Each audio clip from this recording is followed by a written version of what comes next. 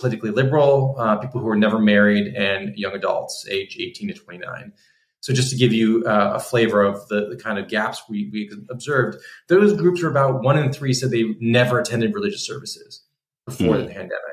After, they were all north of 40%. So liberals, for instance, jumped from 31% never attending to 46% never attending. So nearly half of liberals now saying that they never attend religious services. And then conservatives saw a much smaller increase, moving from 14 to 20%. So the gap, the religious gap between liberals and conservatives grew pretty significantly over the course of the pandemic. And that's exactly what we're kind of observing writ large in American society, that we're seeing on not just politics, but a number of different ways. We're becoming a religiously polarized society where we have very religious people and very secular people.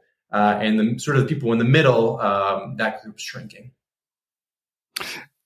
And what are the implications of all of that? Because I think growing up, I grew up in Michigan, and the person that represented where I'm from in Flint and kind of that area was a pro-life Democrat, and very Catholic.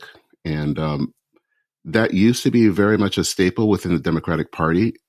There aren't that many pro-life Democrats anymore. What are the implications when you have such a polarization where you have people who might be regular church attenders and people who aren't, and that then also is kind of factored into the parties? How does that work, or does it work? It doesn't work well. I think there's some things that we know from social science, that when you primarily engage with and interact with people whose backgrounds or politics or religious beliefs are identical or very similar to your own, it can give you kind of a skewed view of the world. It can increase hostility to outgroups. It can lead to demonization of other groups and misunderstandings and stereotyping.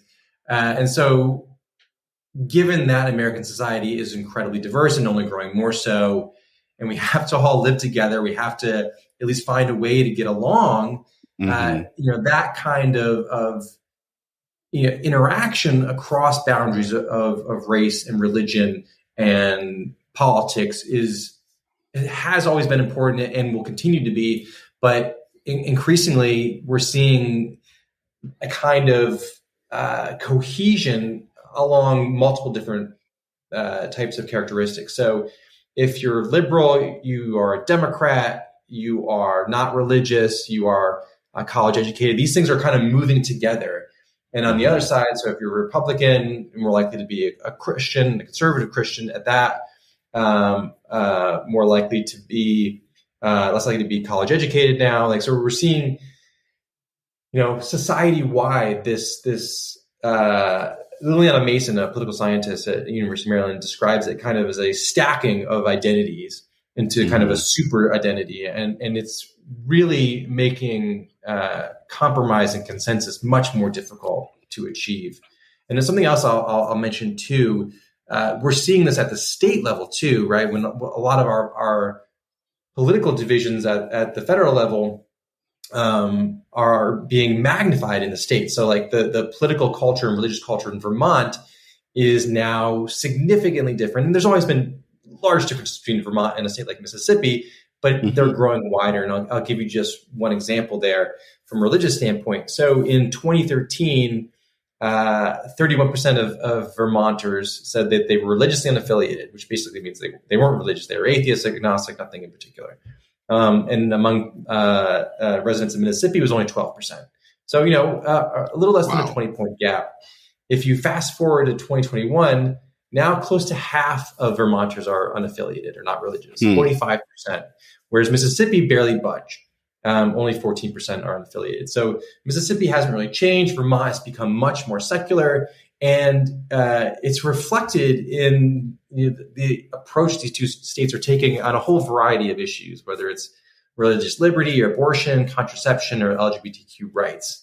In 2016, Mississippi passed the Religious Freedom Law, that would, among other things, protect state employees who refuse to license marriages, and religious organizations who fire or discipline employees, and individuals who decide to provide counseling or medical services based on those oppositions. And so that's moving in one direction. And in the other way, Vermont's moving in a much more progressive and secular direction. Last fall, it became the first state to pass a constitutional amendment guaranteeing the right of abortion and contraception. So, that's not all due to the changing religious demography, but it's playing a role. And I think there's something, to be concerned about when you just cross over a state line, the politics and the culture changes so dramatically. And I think we're kind of seeing that at the state level. It'll be really interesting. We're seeing it in abortion policy as well. Mm-hmm. Blue states are moving in one direction and red states are moving in another. One thing that I have been interested in, and